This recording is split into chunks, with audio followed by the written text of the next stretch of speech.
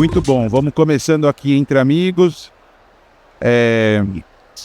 Painel, um debate sobre estratégias de crescimento sustentável, seja bem-vindo, né? Excelente tê-los conosco. Eu acho que o contexto desse debate é importante, né? Um país com uma taxa de juros sempre muito alta, aonde você tem que, com um desafio de planejamento de longo prazo, ao mesmo tempo uma saúde em transformação.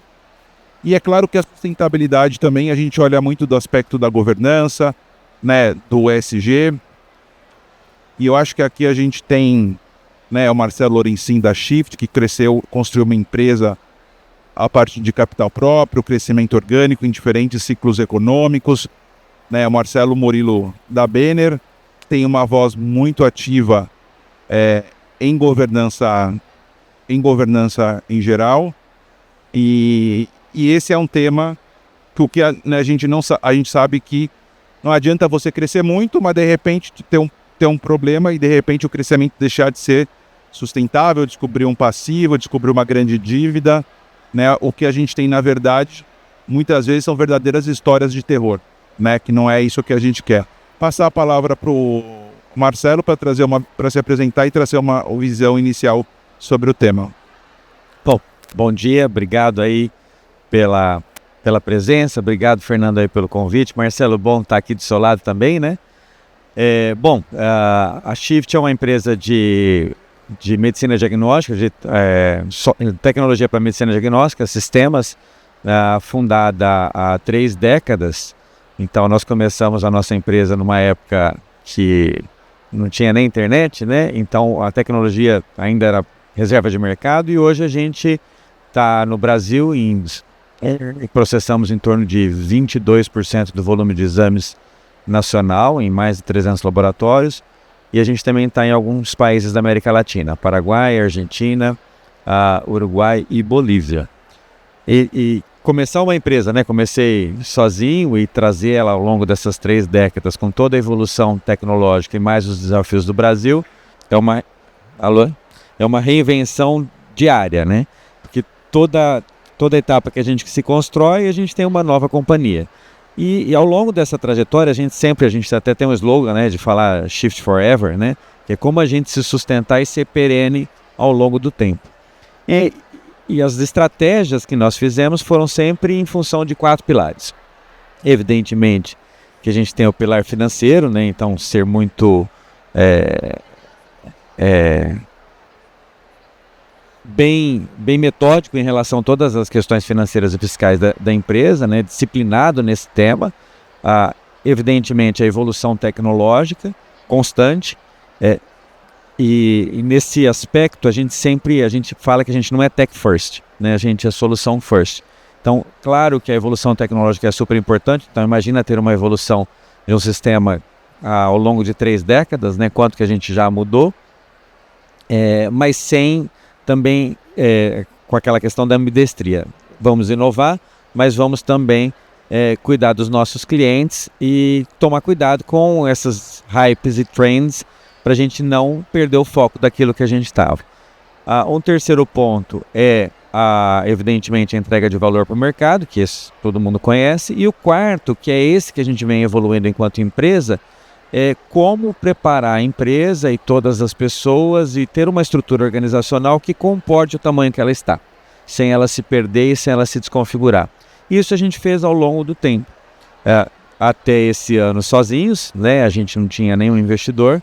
A gente, né, somos uma empresa de 300 colaboradores hoje, e agora em março a gente passa a fazer parte de um grupo internacional, mas com autonomia. Então, preparar a empresa ao longo dessa trajetória é algo que a gente sempre buscou e com a máxima de nunca perder a nossa essência. Então, eu acho que essa sustentabilidade de crescimento, ela vai muito numa disciplina principalmente, e a gente pega essa disciplina nessas 4 pilares: a entrega de valor, a evolução tecnológica, a disciplina fiscal e financeira, porque ainda mais no Brasil, né? Você falou da questão de juros, etc. e tal, e o Brasil é sempre um desafio empreender, E o quarto, como ter uma estrutura de pessoas, né, que atenda ao tamanho da organização e que a gente não se desconfigura ao longo do tempo. Esses foram os 4 pilares que nos trouxe até aqui e a gente quer continuar e com a bandeira que a gente fala, nunca perder a nossa grande essência.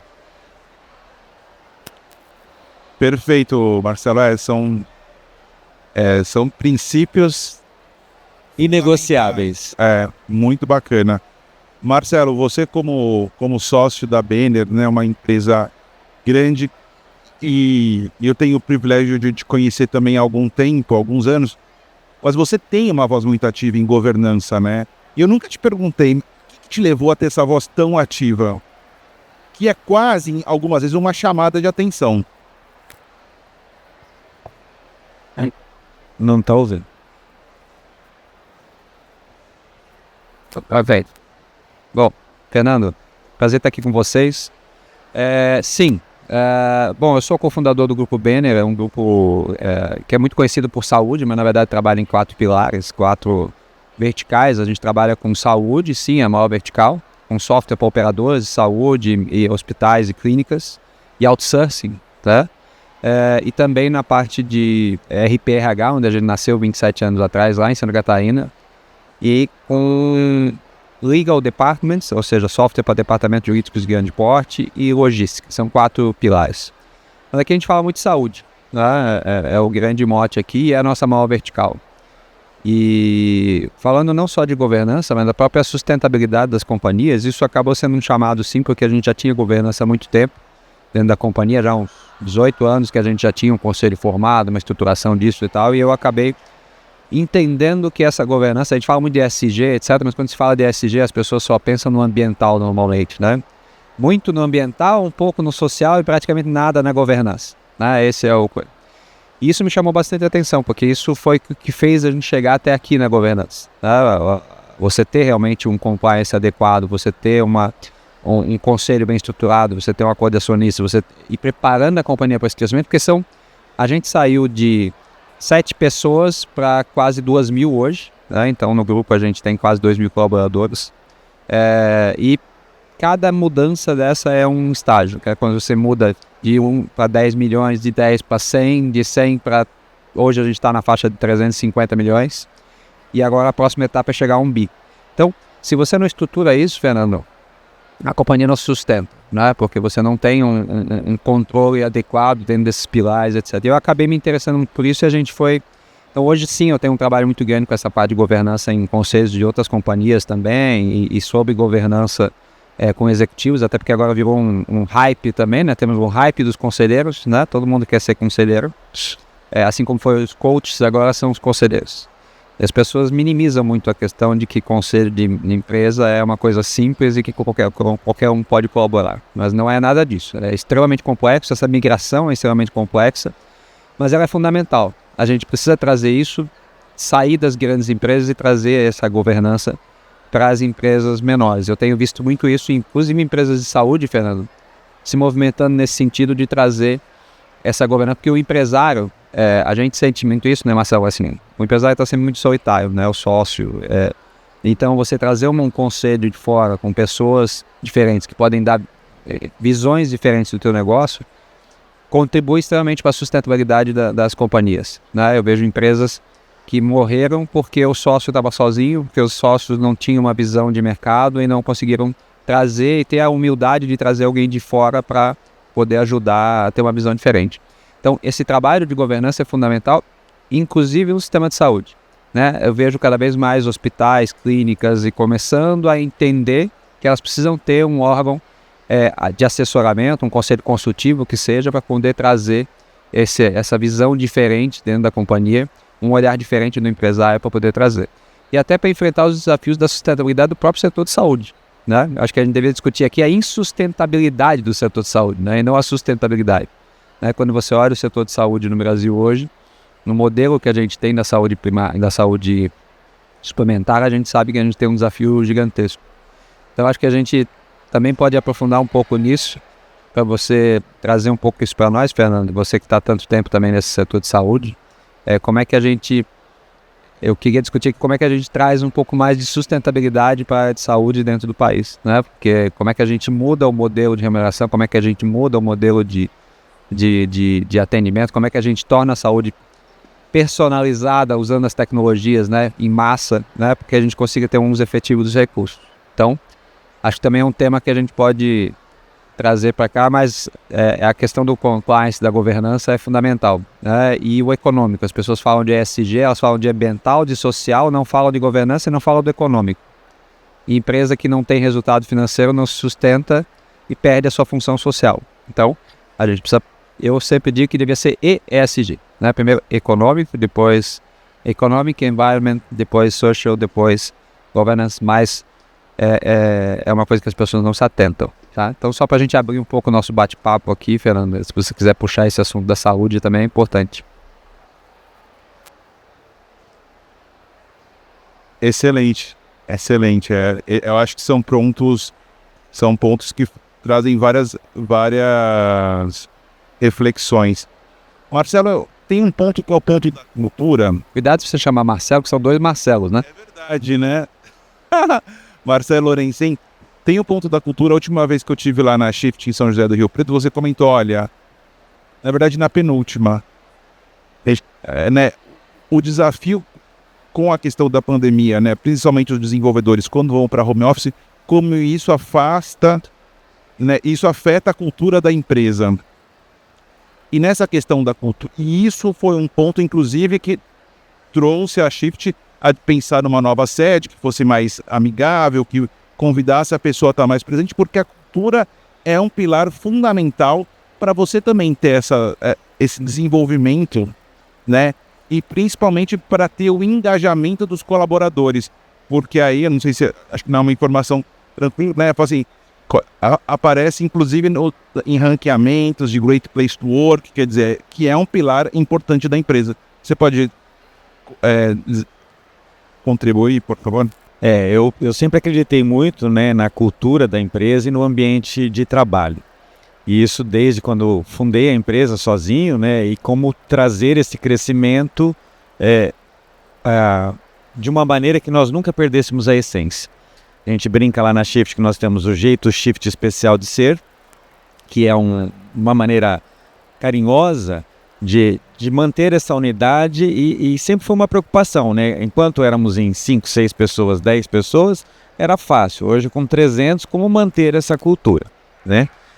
E a gente investe muito nisso e é reconhecido. Os nossos clientes, parceiros, seja aqui no Brasil, seja fora, sempre falam, nossa, a Shift é diferente. O pessoal da Shift é diferente. A gente tem uma retenção de colaboradores alta, um engajamento muito grande, mas porque a gente trabalha nesse pilar. E eu sempre busquei essa preocupação, até recentemente dei para todos os nossos líderes, tenho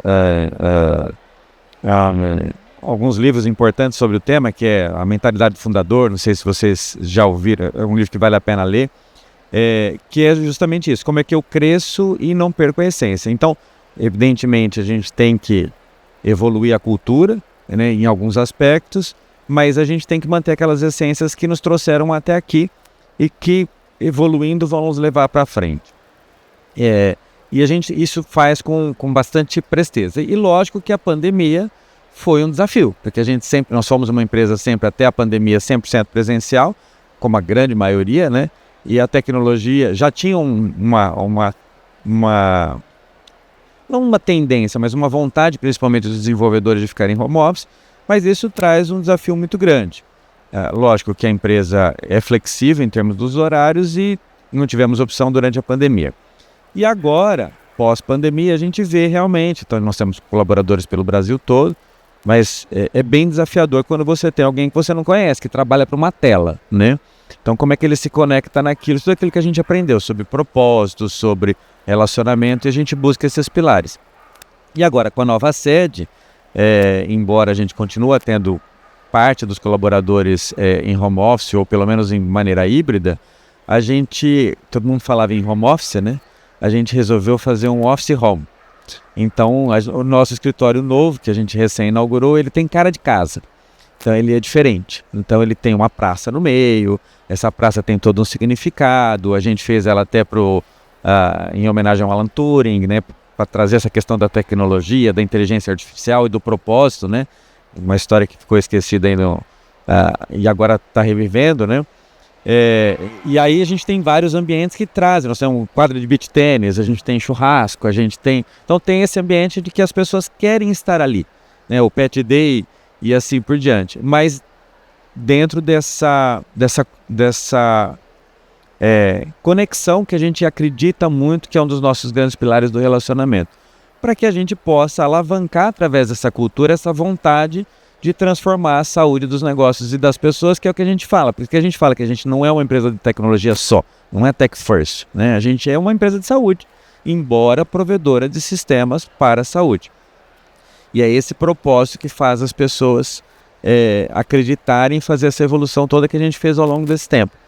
E eu tenho crescido, a gente tem crescido, né? E falou assim, bom, como que a gente cria essa estrutura, que é um daqueles pilares, e que garante essa essência. Foi por isso que a gente deu esse passo, né, de fazer uma participação aí do grupo Constellation, através da Vela Latam no Brasil, onde a gente continua com a nossa independência, mas faz parte agora de um grupo que tem em torno de 1.300 empresas pelo Brasil, pelo mundo todo, uma companhia de 10 bilhões de faturamento. E então a gente também, dentro de uma governança, porque principalmente empresas que nasceram como a gente, ela é muito ligada ao fundador, né? E se acontece alguma coisa com o fundador, como que isso se mantém? Por isso que a gente sempre trabalhou nessa questão de uma estruturação de pessoas, de governança e de uma estrutura organizacional que faz sentido, que vai levar a empresa para os próximos passos e que a criatura seja maior que o criador. Essa é a grande máxima através da nossa governança, de pensando nesse shift forever que a gente fala, como que a gente constrói isso ao longo do tempo, mas com uma máxima de não perder nossa cultura, de não perder o nosso valor e esse propósito de ser uma empresa diferente, uma empresa que as pessoas queiram estar próximas, que os fornecedores queiram estar com a gente e a gente realmente trabalhar de maneira ampla e continuar crescendo sustentavelmente. Não, é perfeito. E acho que, né, tanto a Shift como a Benner, quer dizer, empresa que acompanha as trajetórias dos clientes, né? Também tenho o privilégio de acompanhar a trajetória do Grupo Sabin e é muito impressionante, né? Quando o Sabin estava começando, a Shift estava começando, né? E aí, não só a transformação de um setor, mas também o papel central que essas tecnologias e empresas têm na sociedade. E eu acho que realmente uma empresa apoiando a outra. Marcelo, você comentou sobre, né, como a gente pode ter uma saúde sustentável. Eu acho que esse é um debate amplo, mas se você puder trazer algumas reflexões importantes, eu acho que essa é uma discussão necessária. A gente tem passado, né, pelo Health Inova, a gente é um hub de inovação, muitos dos nossos debates são muito desafiadores, né? A gente, ligados à longevidade, fala assim, olha, hoje o Brasil tem 3 milhões de pessoas acima de 80 anos. Em 2030, daqui a 5 anos, vão ser 11 milhões de pessoas.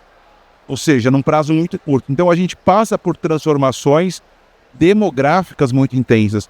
Queria que você compartilhasse esse processo. Muito bem. Antes de entrar só na questão da saúde, só para complementar, assim, essa questão do propósito, tem duas diferenças. Empresas como as nossas, que a gente fundou há tanto tempo, tem muito essa coisa ligada conosco, com os fundadores, etc. A gente tem vários e temos um controlador, inclusive. Antigamente a gente construía empresa para morar, né? Agora a gente faz empresa para vender, né? Então, isso teve uma mudança sensível de cultura, a gente não percebe, mas qualquer startup que tiver aqui, vocês pegam esses meninos todos que estão aqui, nos boxes, e a gente já fez isso também, né? Com 7 colaboradores na época e tal, 7 sócios, na verdade. A gente fazia uma empresa para deixar para os filhos, né? A gente fazia uma empresa para ser eterna. E hoje a gente faz empresa para vender, né? Essas startups todas estão esperando um investidor para ser um unicórnio, para vender, ficar milionário e começar outra, né? Então, e outra coisa que aconteceu, além dos empresários mudarem, os colaboradores mudaram. Porque antigamente o cara batia na sua porta, você fazia uma entrevista, ele queria saber quanto era o vale de transporte, se ele ia trabalhar no sábado, né? E a gente tinha que prover isso. Hoje ele quer saber qual é o propósito da companhia, ele quer saber por que ela existe, ele quer saber quais são os valores. Então, mudou o empresário, mudou o colaborador. Então, essa questão do propósito se torna um elo diferente entre esses dois personagens, né?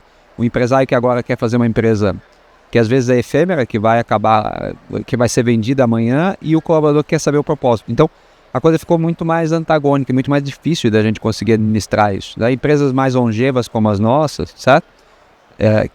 No caso da Benner, 27 anos hoje, a gente até consegue administrar isso, mas eu vejo esse conflito, né, das empresas. Então, e falando da questão de saúde, ô Fernando, eu falo bastante dessa questão da sustentabilidade do mercado de saúde, porque a gente vive isso, a gente faz software e opera, né? A gente tem quase 20 milhões de pessoas dentro da nossa plataforma e 1,5 milhão a gente opera como uma operadora de saúde. Então, eu tenho regulação médica, call center, prestação de contas, auditoria de campo, etc. E o mercado de saúde se torna cada vez mais inviável, né, no modelo que a gente tem de remuneração e que a gente tem de custo. Né? Quando você olha a população envelhecendo, e eu vou ser um desses velhinhos que você está falando aí, né? Daqui a 10, 15 anos. Todos nós, né? Assim esperamos. Então, a gente tem que pensar também a gente que vai estar nessa população. Tá? E como é que a gente torna a saúde mais barata, né, e mais custo efetiva. O desperdício é gigantesco na saúde suplementar.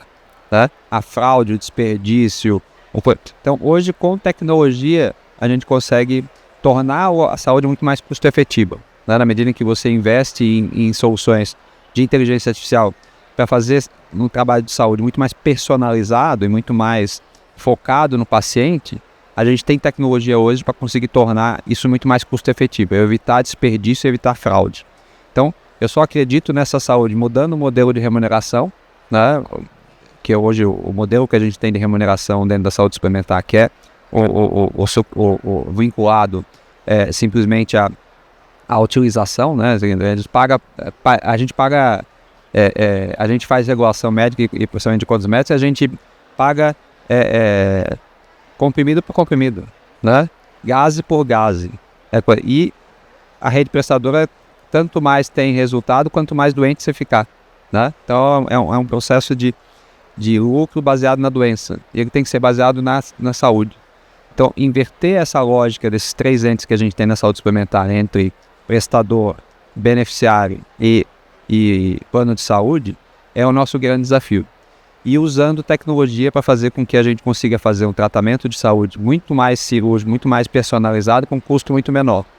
Então, se a gente não investir nesses dois lados, mudar o modelo de remuneração, e hoje a gente já atua com tecnologia, com IA, com predição de sinistro, para identificar quem é aquele paciente que vai ficar doente, que vai ficar agudo, que vai internar, para poder fazer um tratamento preventivo em cima dele o mais rápido possível, antes que ele...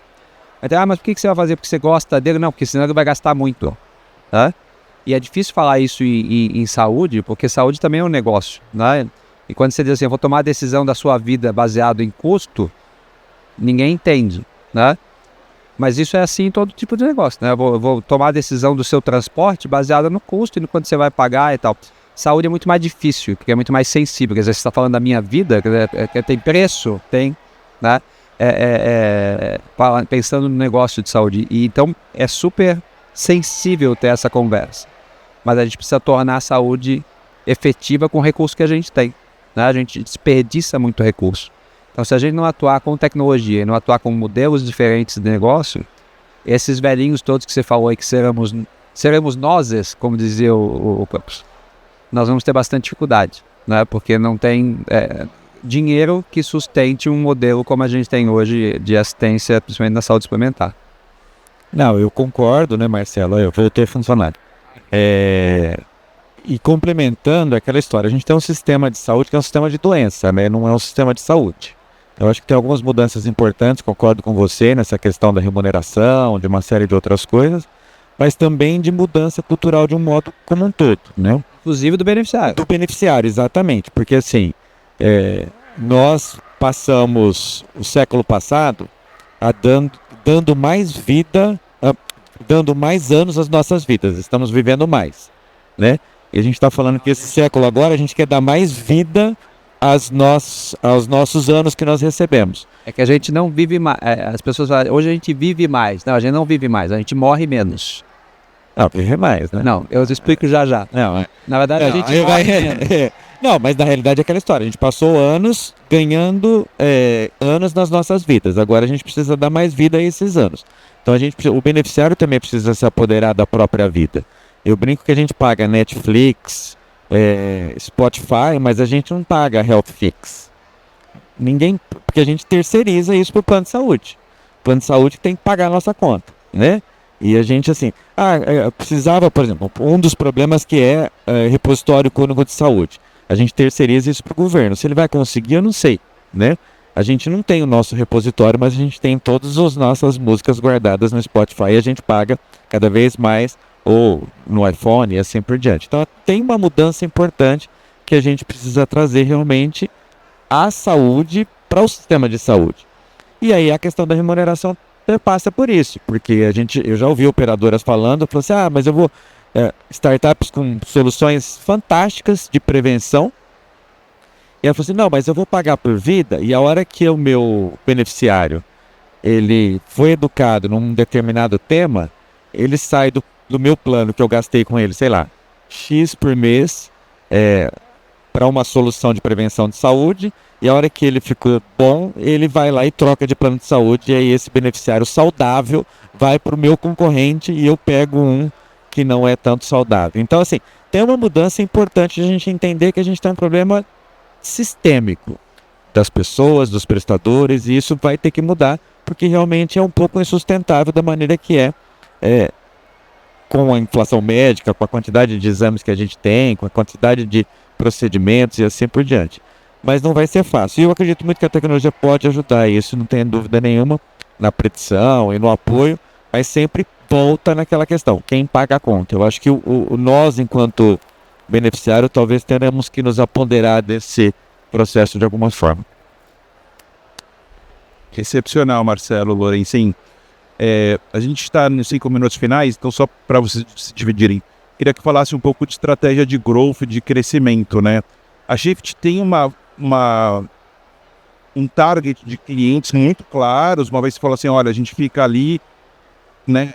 Tem toda uma estratégia para fazer isso.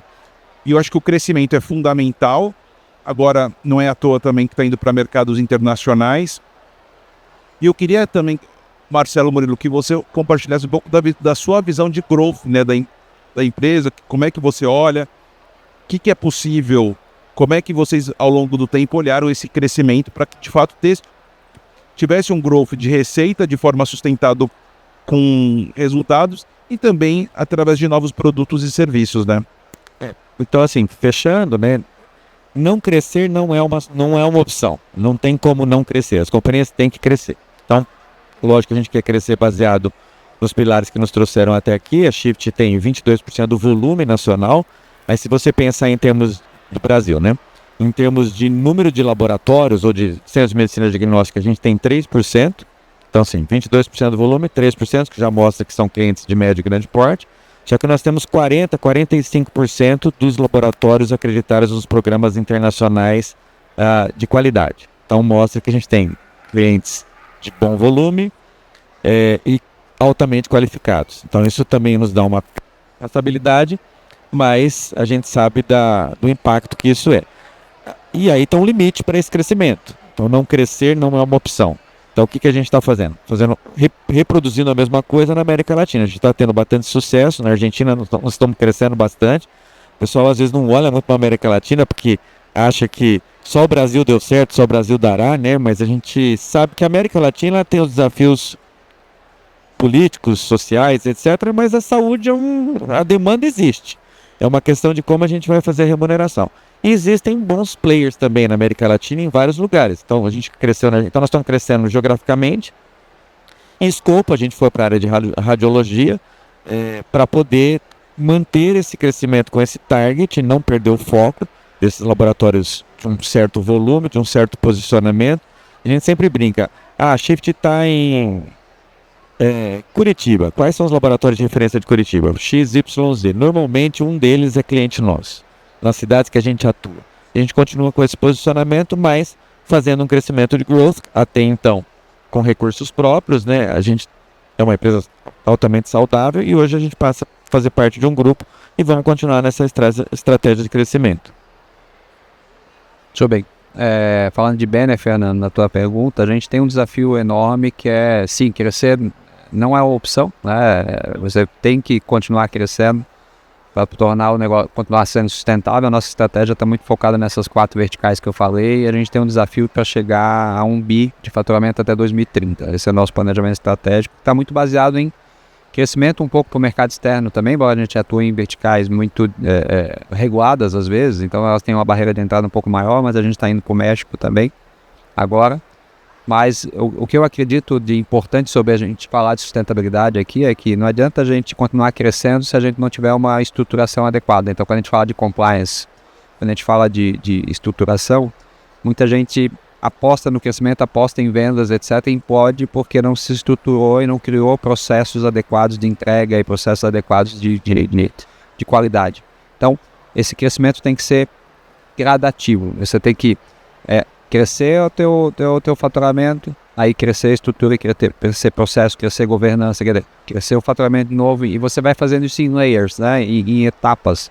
Se você deixar o crescimento correr de uma maneira acelerada, sem fazer essa estruturação adequada dentro de casa, você implode a operação e aí a gente tem casos e casos e casos de empresas em que isso aconteceu, né? Você começa a perder cliente, começa a perder qualidade, começa a perder coisa e você perde. Então, por isso que tudo isso passa por tudo que eu falo sobre governança. Eu falo bastante sobre isso para que as pessoas entendam que governança não é só o conselho, né? Governança é você ter efetivamente um olhar sobre o compliance da companhia mais amplo, né? E que você garanta que ela consegue fazer o seu crescimento e entregar aquilo que ela tem que entregar com qualidade.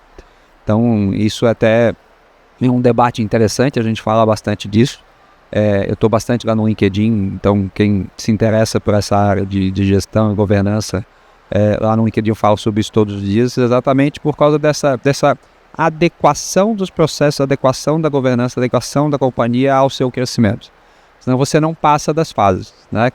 É aquilo que eu falei, chegar ao primeiro milhão é uma empresa, até os 10 é outra empresa, até os 100 é outra empresa, e aí daí para frente é completamente diferente. Então, entendam, isso é fundamental dentro de qualquer operação, de qualquer companhia, de qualquer startup que está crescendo, né? Inclusive para próprias startups a gente tem um framework hoje de crescimento, de governança, exatamente por causa disso. À medida que ela vai crescendo, você vai adequando a governança dela. Então é isso, eu acho que buscar sustentabilidade tem a ver com fazer o crescimento estruturado e fazer o crescimento adequado tanto da cultura, dos propósitos e dos processos. Acertamos na tampa? Cara, perfeito, meu amigo. Obrigado a todos.